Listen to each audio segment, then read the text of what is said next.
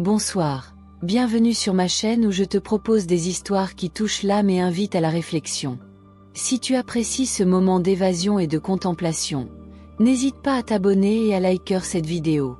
Ça soutient mon travail et m'aide à créer encore plus de récits qui résonnent avec ton cœur. Alors, installe-toi confortablement, oublie les soucis du quotidien, et laisse-toi transporter par l'histoire de ce soir. L'histoire d'un lieu étrange où le temps refuse de suivre ses propres règles, où le passé et le présent se rencontrent autour d'une simple tasse de café. Dans le vieux quartier de Montchanin, là où les rues pavées serpentent entre des bâtiments centenaires aux façades de pierre usées par le temps, il existe une ruelle que peu de gens empruntent. Ce n'est pas qu'elle soit dangereuse ou particulièrement sombre. Non, elle est simplement oubliée, comme ces coins de ville que les plans modernes ne montrent plus, comme ces endroits que même les habitants de longue date ont du mal à situer précisément. La ruelle des souvenirs, c'est son nom, bien que personne ne sache vraiment pourquoi elle porte ce nom mélancolique. Elle débouche sur une petite place minuscule, à peine assez grande pour contenir quelques arbres maigres et un banc de bois vermoulu. Et au coin de cette place, face à la fontaine tarie depuis des lustres, se dresse un vieux café. Ou plutôt, l'ombre d'un café. Car le café du temps, comme l'indique la devanture peinte en lettres dorées décolorées, est fermé depuis des années. Certains disent 15 ans, d'autres jurent que c'est bien plus. Madame Lefebvre, qui tient la mercerie 2 rues plus loin et qui a 87 ans bien sonné, se souvient qu'il était déjà fermé quand elle s'est installée dans le quartier en 1963. Pourtant, malgré son apparente fermeture, le café conserve quelque chose d'étrangement vivant. Sa vitrine est impeccablement propre, sans une trace de poussière, sans une toile d'araignée. Les tables à l'intérieur, visibles depuis la rue, sont disposées avec soin, chaque chaise parfaitement alignée. Le comptoir de zinc brille comme s'il venait d'être astiqué. Mais ce qui trouble le plus les rares passants qui s'aventurent dans cette ruelle, c'est le phénomène qui se produit chaque matin à exactement 7h45. À cette heure précise, une volute de vapeur s'élève derrière la vitrine, comme si quelqu'un venait de se servir un café brûlant. La vapeur danse dans l'air pendant quelques instants, dessinant des arabesques éphémères, puis s'évanouit lentement. Personne n'entre, personne ne sort. La porte reste obstinément fermée, son panneau de bois portant toujours l'inscription manuscrite délavée, fermé pour inventaire. Un inventaire qui dure depuis des décennies, apparemment. Les habitants du quartier ont développé au fil du temps une relation ambiguë avec le café du temps. Certains l'évitent soigneusement, pressant le pas quand ils doivent passer devant, le regard obstinément fixé droit devant eux. D'autres, plus curieux ou plus téméraires, s'arrêtent parfois devant la vitrine, pressent leur visage contre le verre, essayant de percer le mystère de l'intérieur. Et ces derniers rapportent des choses étranges. Ils disent entendre des bruits, malgré le silence apparent.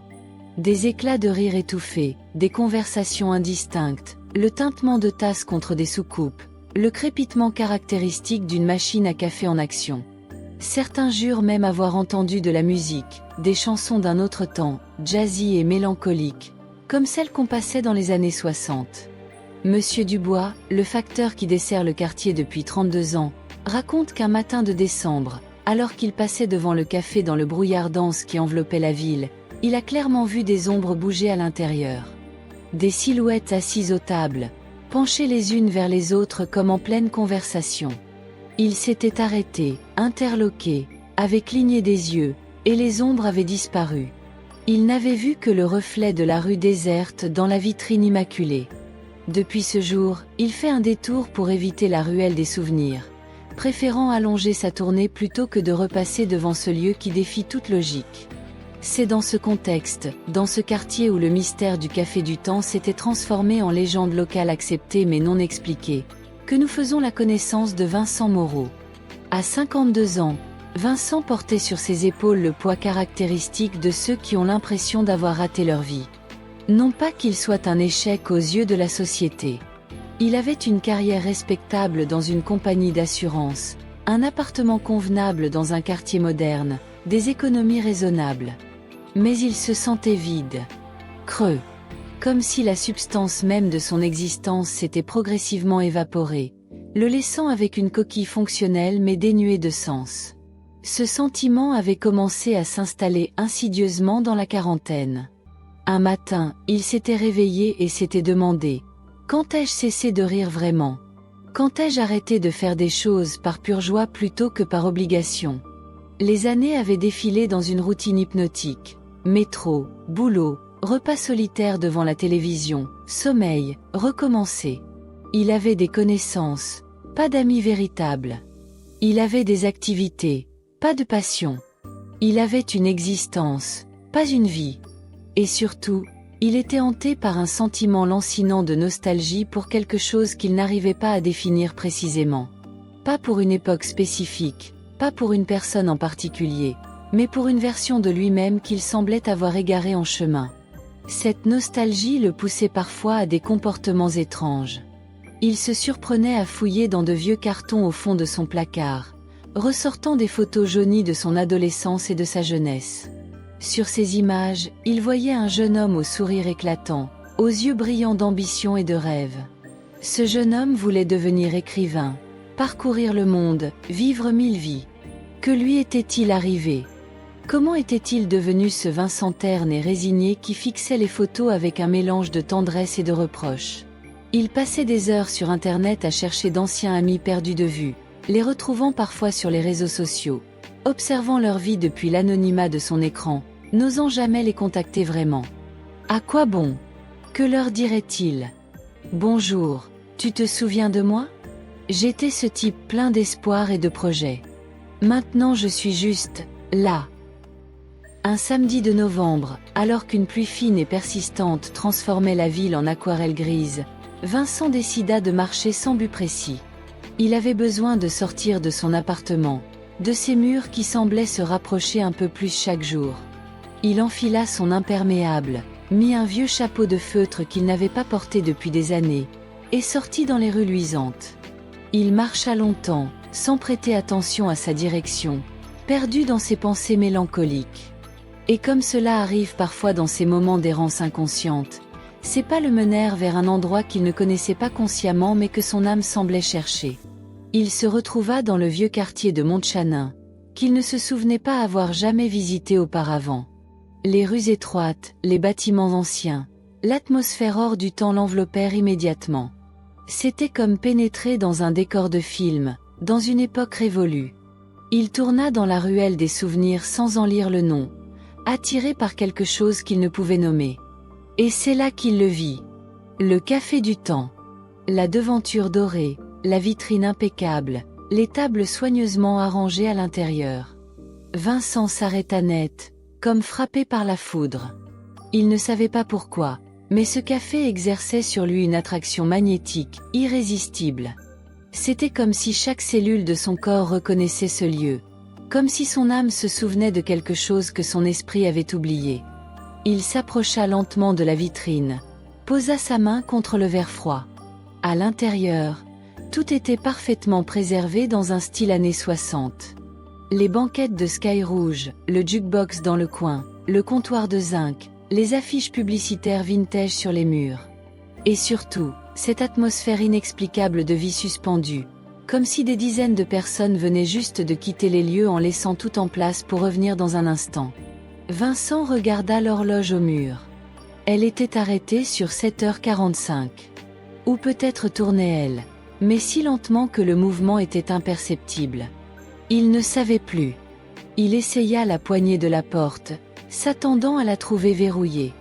Mais à sa grande surprise, la porte s'ouvrit avec un petit tintement de clochette, ce son joyeux et familier qu'on entendait autrefois dans tous les commerces. Vincent hésita sur le seuil. Quelque chose en lui, une voix de prudence et de raison, lui disait de partir, de refermer cette porte et de ne jamais revenir. Mais une autre voix, plus profonde, plus insistante, le poussait à entrer. Et cette seconde voix était plus forte. Il franchit le seuil. Immédiatement, l'air changea. À l'extérieur, il faisait froid et humide, avec cette odeur caractéristique de novembre pluvieux. À l'intérieur du café, l'air était chaud, légèrement parfumé de café fraîchement moulu, de pâtisserie, d'une touche de tabac et d'eau de Cologne. C'était l'odeur du passé, Une odeur qui réveilla instantanément dans l'esprit de Vincent des souvenirs qu'il croyait perdus. Son grand-père qui fumait la pipe. Les dimanches chez sa grand-mère qui faisait des tartes aux pommes. Les cafés où sa mère l'emmenait quand il était enfant, lui offrant un chocolat chaud pendant qu'elle prenait un café avec ses amis. Vincent referma la porte derrière lui. Le tintement de la clochette résonna dans le silence, puis s'éteignit. Et dans ce silence, Vincent prit conscience de quelque chose d'étrange. L'horloge au mur. Elle ne s'était pas arrêtée. Elle tournait. Mais dans le mauvais sens. Les aiguilles se déplaçaient dans le sens inverse, lentement mais sûrement, comme si le temps lui-même refluait. Vincent cligna des yeux, se dit qu'il devait avoir une hallucination. Mais non, l'horloge continuait son mouvement rétrograde, imperturbable. Il avança dans le café, ses pas résonnant sur le carrelage noir et blanc en damier. Les tables étaient dressées comme si on attendait des clients d'un instant à l'autre. Tasses, cendriers, serviettes pliées, petites cuillères brillantes. Sur certaines tables, il y avait même des journaux. Vincent s'approcha de l'un d'eux, le prit avec précaution. C'était une édition du journal local, datée du 23 juin 1964. Le papier était jauni mais parfaitement intact, comme si quelqu'un l'avait posé là hier et non il y a plus de 50 ans. Puis Vincent commença à les voir. Au début, c'était juste du coin de l'œil, des mouvements périphériques qu'il attribuait à des reflets ou à des ombres. Mais progressivement, ils devinrent plus distincts, plus solides. Des personnes. Ou plutôt, des formes de personnes. Elles étaient là, assises aux tables, penchées les unes vers les autres en conversation, levant des tasses vers leurs lèvres, riant silencieusement. Mais elles étaient translucides, comme faites de lumière et de brume. Et surtout, Vincent les reconnut. Pas physiquement, pas comme on reconnaît un visage familier. Mais il reconnut ce qu'elles étaient. C'étaient des souvenirs. Ces souvenirs. À cette table près de la fenêtre, il vit son 10e anniversaire. Lui, enfant, entouré de ses parents encore jeunes, de son petit frère qui n'avait alors que 6 ans. Il riait, partageait un gâteau au chocolat. La scène était exactement telle qu'il s'en souvenait, jusqu'aux détails qu'il croyait avoir oubliés. Le pull rouge que portait sa mère, la cravate à motif de son père, le sourire édenté de son frère qui venait de perdre ses premières dents de lait. La scène rejouait en boucle, un fragment de temps capturé et préservé. À une autre table, plus loin, c'était son premier amour. Juliette. Ils avaient 16 ans, assis dans un café après le lycée, partageant un milkshake à 2 pailles comme dans les films américains qu'ils adoraient. Elle portait cette jupe à fleurs qu'elle mettait toujours, ses cheveux blonds retenus par un bandeau. Elle riait à quelque chose qu'il venait de dire, et lui, l'adolescent qu'il était, la regardait avec une adoration si pure, si totale, que Vincent sentit son cœur se serrer douloureusement. Qu'était devenue Juliette? Il n'en avait aucune idée. Il s'était perdu de vue après le lycée, chacun partant vers sa vie, vers son destin. Avait-elle pensé à lui, parfois, comme lui pensait encore à elle dans ses moments de nostalgie? Et ainsi de suite, table après table. Chaque table portait un souvenir différent. Son premier jour à l'université, si nerveux et excité. La célébration de son premier emploi avec des amis qu'il n'avait plus revus depuis 20 ans. Les soirées interminables de sa jeunesse où il discutait de philosophie, de littérature, de politique, de l'avenir, avec une passion et une conviction qu'il ne ressentait plus pour rien désormais. Tous ces moments, petits et grands, qui avaient tissé la tapisserie de sa vie, étaient là, matérialisés, rejouant éternellement leur scène dans ce café hors du temps. Vincent se déplaça entre les tables comme dans un musée de sa propre existence. Il touchait les chaises, s'attendant presque à sentir la chaleur d'un corps, mais ne rencontrant que le bois froid. Il tendait la main vers les apparitions, mais ses doigts traversaient la brume lumineuse sans rencontrer de résistance. C'étaient des fantômes, mais pas des fantômes de mort. C'étaient des fantômes de moments, des échos temporels d'instants qui avaient existé et qui, d'une manière mystérieuse, continuaient d'exister ici, dans ce lieu étrange qui semblait être une poche dans le tissu du temps. Au fond du café, près du comptoir, Vincent aperçut une table légèrement à l'écart des autres. Et à cette table était assise une silhouette qu'il reconnut instantanément, même vue de dos. C'était lui. Ou plutôt, c'était lui tel qu'il était à 18 ans. Le jeune Vincent était assis seul, un carnet ouvert devant lui, un stylo à la main, perdu dans ses pensées. Il portait un jean délavé et un t-shirt des Rolling Stones, ses cheveux longs tombant sur ses épaules. Il écrivait avec concentration, s'arrêtant parfois pour regarder par la fenêtre d'un air rêveur, puis replongeant dans son écriture avec une énergie renouvelée. Vincent s'approcha lentement, le cœur battant. Il contourna la table pour voir le visage de son jeune lui. C'était troublant, presque douloureux. Ce visage était le sien, indéniablement, mais tellement différent. Les yeux brillaient d'une lumière intérieure, d'une confiance et d'un espoir que l'adulte qu'il était devenu avait perdu depuis longtemps.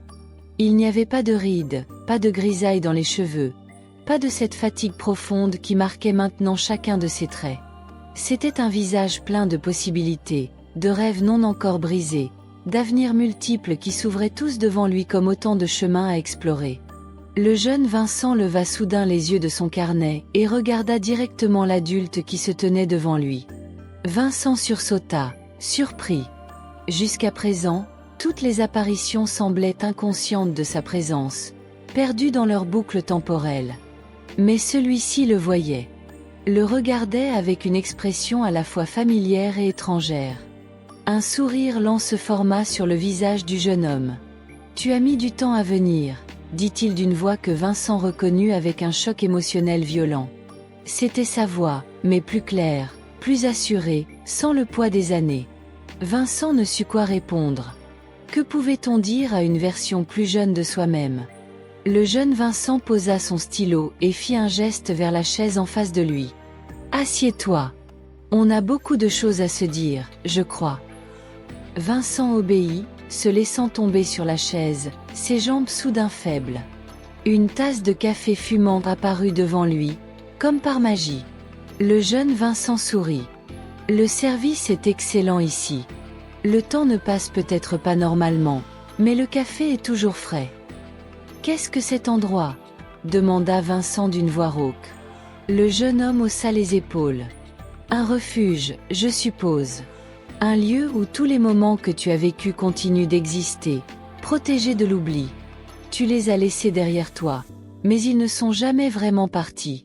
Ils t'attendaient ici. » Vincent regarda autour de lui, toutes ces tables occupées par ses souvenirs. « Pourquoi ?» demanda-t-il. Pourquoi cet endroit existe-t-il? Le jeune Vincent prit une gorgée de son propre café, un geste si familier que l'adulte se sentit désarçonné. Tu le sais déjà, au fond. Tu passes tellement de temps à regretter le passé, à te demander où il est parti, à souhaiter pouvoir revenir en arrière. Ce café est la manifestation de cette nostalgie. C'est ton esprit qui l'a créé, ou peut-être qu'il existait déjà et que ton besoin t'a guidé jusqu'ici. Peu importe. Tu es là maintenant. La vraie question est, pourquoi es-tu venu? Vincent sentit les larmes monter à ses yeux. Parce que je suis perdu. Parce que je ne sais plus qui je suis. Parce que quand je te regarde, je vois tout ce que j'étais censé devenir et que je ne suis pas devenu. Tu avais tellement de rêves, tellement de plans. Et moi, je suis juste un homme ordinaire avec une vie ordinaire qui se demande où tout est parti de travers. Le jeune Vincent écouta en silence, son expression devenant plus douce, plus compréhensive. Quand l'adulte eut fini, il se pencha en avant, ses coudes sur la table. « Tu penses que tu m'as trahi. Que tu as trahi mes rêves, mes espoirs. Tu passes tes nuits à te demander à quel moment exactement tu as abandonné. À quel moment tu as choisi la sécurité plutôt que la passion. C'est ça. » Vincent hocha la tête, incapable de parler, la gorge trop serrée. Le jeune Vincent sourit avec une tristesse douce. « Tu te trompes. Tu n'as rien trahi. Tu as juste vécu. La vie n'est pas une ligne droite du rêve à sa réalisation. C'est un chemin sinueux, plein de détours et de compromis. Oui, je voulais être écrivain. Toi aussi, tu veux encore l'être, au fond. Mais tu as choisi la stabilité, et ce n'était pas un mauvais choix. C'était juste un choix différent. Mais je ne suis rien, protesta Vincent avec véhémence. Je suis devenu exactement ce que je ne voulais pas devenir. Un homme qui vit pour travailler, qui n'a plus de passion, plus d'amis véritables, plus de vie intérieure. Regarde-moi. Regarde ce que tu deviens. Est-ce vraiment ce que tu voulais? Le jeune Vincent prit la main de l'adulte à travers la table. Elle était chaude, solide, réelle malgré sa nature spectrale. Tu n'es pas rien. Tu es la somme de tous ces moments. Il fit un geste englobant le café entier. Tous ces souvenirs, tous ces instants de joie, d'amour, d'amitié, de découverte. Ils font partie de toi. Le problème, ce n'est pas que tu les as perdus. C'est que tu as cessé d'en créer de nouveaux. Tu es tellement obsédé par le passé que tu as oublié de vivre le présent. Vincent sentit ces mots résonner en lui comme un gong. Mais comment?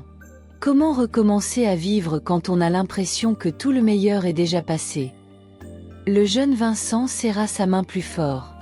En arrêtant de penser comme ça. En arrêtant de traiter le passé comme un paradis perdu. Regarde bien autour de toi. Vraiment. Vincent obéit, observant les tables, les souvenirs qui y jouaient en boucle. Et pour la première fois, il les vit différemment.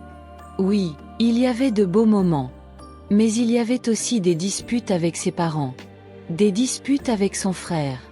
Des nuits où Juliette pleurait parce qu'il avait été insensible ou distrait. Des amitiés qui s'étaient délitées non pas à cause du temps mais à cause de sa propre négligence. Le passé n'était pas parfait. Il était juste, passé. Ni meilleur ni pire que le présent, juste différent. Tu vois? Dit doucement le jeune Vincent. Le passé a l'air merveilleux parce que tu ne te souviens que des bons moments, ou parce que tu les embellis avec le recul. Mais la vérité, c'est que chaque époque de ta vie a eu ses joies et ses peines. Ce qui compte, ce n'est pas de savoir si le passé était meilleur. C'est de savoir comment tu vis maintenant, aujourd'hui, en ce moment précis. Il lâcha la main de Vincent et se leva. Il prit la tasse de café devant l'adulte et la lui tendit. Bois. Vraiment. Savoure-le. C'est le meilleur café que tu auras jamais, non pas parce qu'il est spécial, mais parce que tu es totalement présent pour le boire. Vincent prit la tasse avec des mains tremblantes et porta le liquide chaud à ses lèvres. C'était effectivement un excellent café, riche et aromatique. Mais plus que cela, c'était le fait de le boire consciemment, de sentir chaque nuance de saveur, chaque degré de chaleur, qui le rendait extraordinaire. Tu n'as pas perdu ton temps, dit le jeune Vincent, et sa voix était maintenant remplie d'une tendresse infinie. Tu l'as juste laissé derrière toi, comme nous tous. Mais le temps devant toi est tout aussi précieux. Plus précieux, même, parce que c'est celui que tu peux encore vivre. Tu ne peux pas revenir en arrière. Tu ne peux pas récupérer ces moments. Il fit un geste vers les tables. Mais tu peux arrêter d'en perdre maintenant en restant coincé dans la nostalgie. Vincent sentit quelque chose se briser en lui, ou peut-être se réparer. Les larmes coulaient maintenant librement sur son visage, mais c'étaient des larmes de libération, pas de tristesse. « Qu'est-ce que je dois faire ?» demanda-t-il dans un murmure. Le jeune Vincent sourit, ce sourire éclatant que l'adulte avait oublié qu'il possédait. « Sors d'ici. Rentre chez toi. Et demain, fais une chose, une seule chose, que tu as toujours voulu faire mais que tu as remise à plus tard. Écris une page, même mauvaise. Appelle ce vieil ami. Marche sans but. N'importe quoi. Puis recommence le jour suivant. Construis un présent qui méritera d'être un souvenir. C'est tout ce que tu peux faire. C'est tout ce que nous pouvons tous faire. » Vincent se leva, le cœur plus léger qu'il ne l'avait été depuis des années. Il regarda son jeune lui une dernière fois. « Merci, dit-il simplement. Le jeune homme hocha la tête. « On se reverra. Pas ici, mais dans tes choix, dans tes actions. Chaque fois que tu choisiras de vivre vraiment, je serai là. Parce que je ne suis jamais vraiment parti. J'ai juste attendu que tu te souviennes de moi. » Vincent se dirigea vers la porte. En chemin, il jeta un dernier regard aux tables, aux souvenirs qui continuaient leur danse éternelle. Mais ils ne le tiraillaient plus. Ils étaient juste là, partie de son histoire, ni prison ni paradis, simplement des moments qui avaient été et qui continueraient d'être dans leur propre dimension temporelle. Il poussa la porte, et la clochette tinta joyeusement. Dehors, la pluie avait cessé. Le soleil perçait à travers les nuages, projetant des rayons de lumière dorée sur les pavés mouillés. Vincent respira profondément l'air frais, sentant la vie couler à nouveau en lui. Il se retourna pour regarder le café une dernière fois. Mais il n'y avait rien. Juste un mur de pierre nue. Pas de devanture dorée, pas de vitrine, pas de porte. Le café du temps avait disparu comme s'il n'avait jamais existé. Ou peut-être était-il toujours là, invisible, attendant le prochain visiteur qui aurait besoin de confronter son propre passé. Vincent marcha vers chez lui d'un pas différent. Plus léger. Plus assuré. Le poids de la nostalgie, qu'il avait écrasé pendant si longtemps, s'était allégé. Il n'avait pas oublié son passé, mais il avait cessé de le vénérer comme un paradis perdu. Et surtout, il avait compris quelque chose de fondamental. Il ne pouvait pas récupérer le temps perdu, mais il pouvait arrêter d'en perdre en vivant enfin pleinement le présent. En arrivant chez lui, Vincent fit quelque chose qu'il n'avait pas fait depuis des années. Il sortit son vieux carnet, celui où il écrivait quand il était jeune, le trouva au fond d'un carton. Il l'ouvrit à une page vierge et commença à écrire. Pas une grande œuvre littéraire, juste des mots sincères sur ce qu'il ressentait, sur ce qu'il avait vécu ce jour-là. Et en écrivant, il sentit le jeune Vincent sourire quelque part en lui. Les jours suivants, Vincent commença à changer sa vie. Pas de façon dramatique, pas en bouleversant tout, mais par petites touches, par choix conscient. Il appela Marc, son meilleur ami du lycée qu'il n'avait pas vu depuis 15 ans. Ils prirent un café ensemble, et après le choc initial de voir combien ils avaient tous deux changé physiquement, ils retrouvèrent cette facilité de conversation, cette complicité qui avait fait leur amitié. Il s'inscrivit à un atelier d'écriture, surmontant sa peur d'être jugé, sa crainte d'être médiocre. Il découvrit qu'il n'était pas seul dans cette quête de renouer avec une passion oubliée. La salle était remplie d'autres personnes de son âge qui, elles aussi, avaient mis leurs rêves de côté et essayaient maintenant de les ranimer. Il commença à remarquer les petits moments de beauté dans sa vie quotidienne. Le goût de son café du matin, vraiment savouré plutôt qu'avalé mécaniquement. La couleur du ciel au crépuscule quand il rentrait du travail. Le sourire de la boulangère quand il la saluait. Ces petites choses qu'il avait traversées pendant des années sans les voir vraiment, il les voyait maintenant avec une clarté nouvelle. Chacune était un petit trésor, un moment qui méritait d'être vécu pleinement plutôt que d'être simplement enduré. 6 mois après sa visite au Café du Temps, Vincent marchait dans le quartier de Montchanin. Il n'y était pas retourné depuis ce jour étrange et transformateur. Une partie de lui se demandait si tout cela avait vraiment eu lieu, si ce n'était pas juste un rêve éveillé, une hallucination née de sa détresse émotionnelle. Mais une autre partie, plus profonde, savait que c'était réel. Peut-être pas réel au sens physique et rationnel, mais réel au sens où cela avait compté, où cela avait changé quelque chose de fondamental en lui. Il tourna dans la ruelle des souvenirs, curieux de voir si le café serait là. Et effectivement, le mur de pierre nue était toujours là, sans trace de devanture. Vincent sourit. Le café n'était pas pour lui aujourd'hui.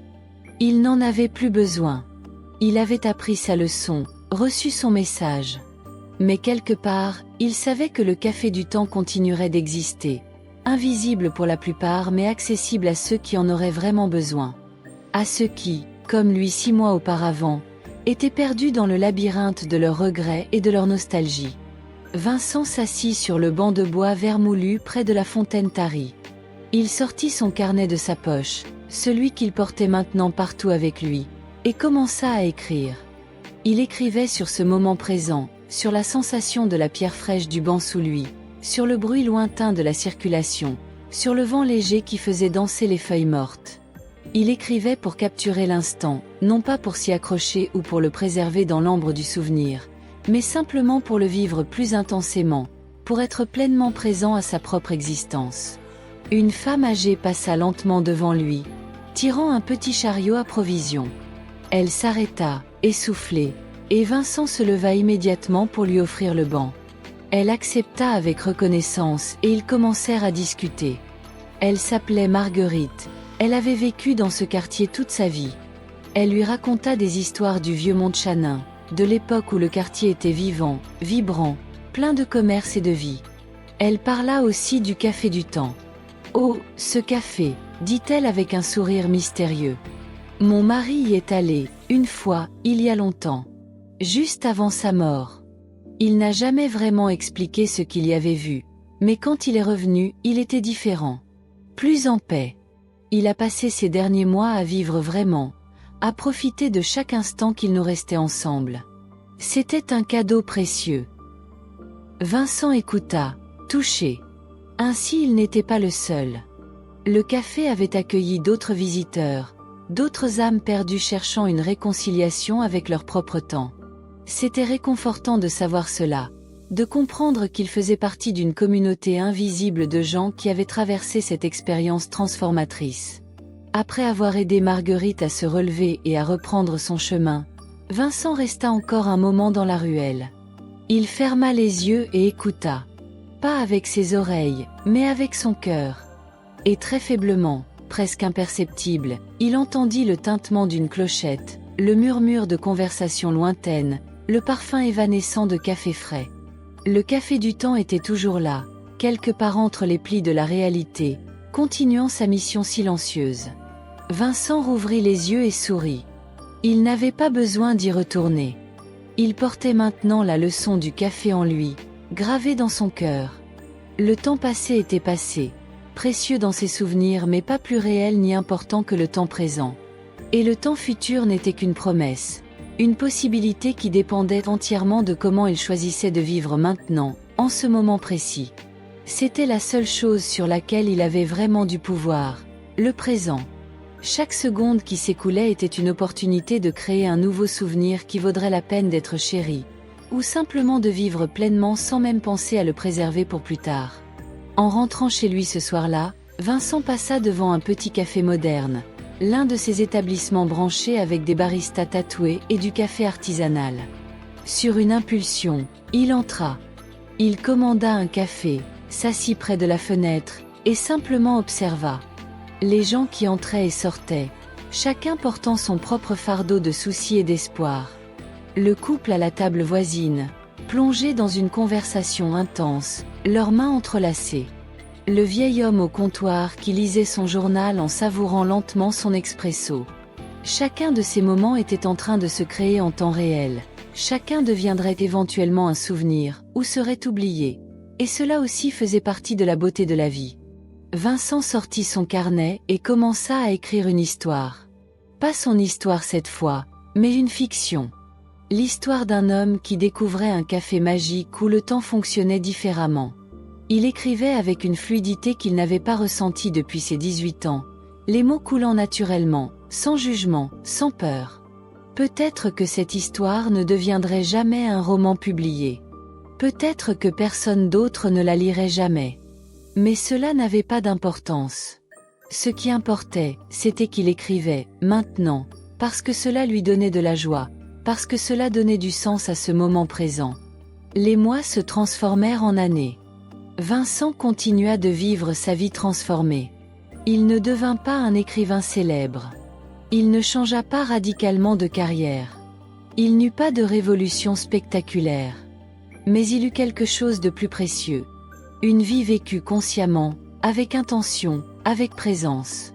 Il maintint ses amitiés renouées, en créa de nouvelles. Il écrivit régulièrement, partageant parfois ses textes dans des cercles littéraires locaux, recevant des critiques et des encouragements. Il apprit à apprécier sa vie non pas pour ce qu'elle aurait pu être, mais pour ce qu'elle était réellement. Et parfois, dans ces moments de méditation ou de réflexion profonde, il pensait au jeune Vincent assis dans le café du temps, écrivant dans son carnet avec cette passion inépuisable. Il réalisait maintenant que ce jeune homme n'avait jamais disparu. Il était toujours là, en lui, non pas comme un fantôme du passé mais comme une partie vivante de son être présent. Les rêves qu'il avait eus à 18 ans n'étaient pas morts simplement parce qu'ils ne s'étaient pas réalisés exactement comme prévu. Ils avaient évolué, mûri, pris des formes différentes mais tout aussi valables. Un jour, 5 ans après sa visite au Café du Temps, Vincent reçut un appel de Marc. Son vieil ami avait une nouvelle excitante. Il avait été contacté par un éditeur de province qui cherchait des histoires courtes pour une anthologie sur les légendes urbaines contemporaines.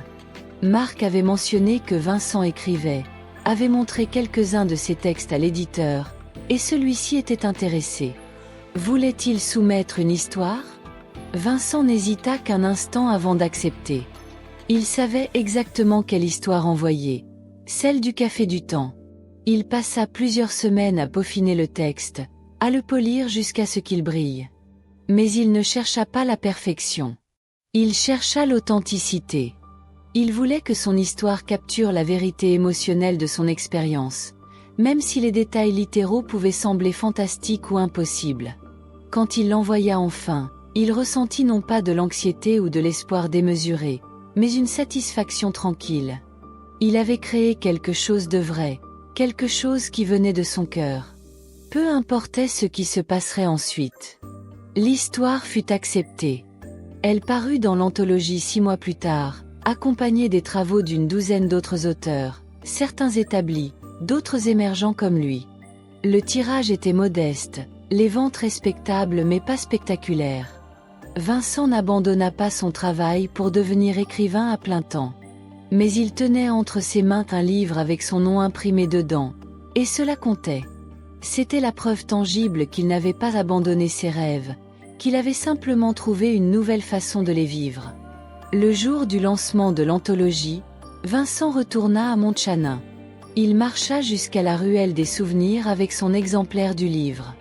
Le mur de pierre était toujours là, impassible, gardant ses secrets.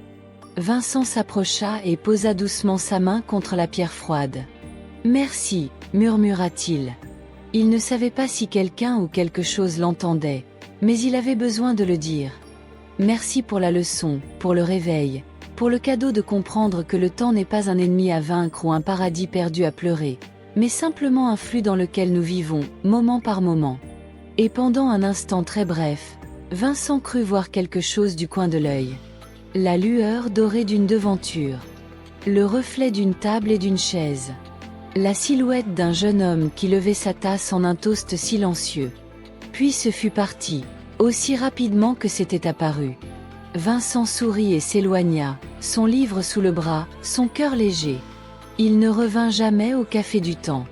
Il n'en avait pas besoin. La leçon était apprise, intégrée, vécue. Mais il savait que le café était toujours là, quelque part dans les plis du temps, attendant patiemment le prochain visiteur qui aurait besoin de confronter ses regrets, de faire la paix avec son passé, et d'apprendre enfin à vivre dans le seul moment qui existe vraiment, maintenant. Car au final, c'est la seule vérité qui compte. On ne récupère jamais le temps perdu. Les années passées sont parties, emportant avec elles leur joie et leur peine, leurs triomphes et leurs échecs. Elles vivent dans nos souvenirs, colorées par la nostalgie ou le regret, mais elles ne peuvent être revécues. Le futur, lui, n'existe pas encore, n'est qu'une projection, une promesse incertaine. Tout ce que nous avons vraiment, tout ce sur quoi nous avons un pouvoir réel, c'est le présent. Ce moment. Cette respiration. Cette pensée. Ce choix que nous faisons maintenant. Et si nous passons ce présent à pleurer le passé ou à craindre l'avenir, nous perdons la seule chose qui soit vraiment réelle. Nous perdons maintenant. Encore et encore. Jusqu'à ce que notre vie entière ne devienne qu'une succession de moments manqués, de présents non vécus. Le Café du Temps existe pour nous rappeler cette vérité simple mais profonde. Arrêtez de perdre votre temps à regretter le temps perdu. Vivez. Maintenant. Pleinement. Avec tous vos sens, toute votre conscience, tout votre cœur. Car c'est la seule façon de créer des souvenirs qui vaudront la peine d'être chéris plus tard. C'est la seule façon de construire un futur dont vous serez fiers quand il deviendra à son tour le passé. Et c'est la seule façon d'honorer vraiment tous ces moments passés qui vous ont façonné, en vivant le présent qu'ils ont rendu possible. Merci d'avoir partagé ce moment avec moi ce soir. J'espère que l'histoire du Café du Temps t'a touché, qu'elle t'a fait réfléchir à ta propre relation avec le temps qui passe. Nous portons tous en nous des regrets, des nostalgies, des si seulement. Mais ces fantômes du passé n'ont de pouvoir sur nous que si nous leur en donnons. Tu peux choisir, dès maintenant, de lâcher prise, de faire la paix avec ton passé, et de commencer enfin à vivre pleinement chaque instant qui se présente à toi. Si cette histoire t'a plu, n'hésite pas à liker cette vidéo et à t'abonner à ma chaîne pour d'autres récits qui nourrissent l'âme et ouvrent le cœur. Prends soin de toi, vis pleinement, et souviens-toi que le meilleur moment pour commencer à vraiment vivre, c'est toujours maintenant. Bonne nuit, et fais de beaux rêves.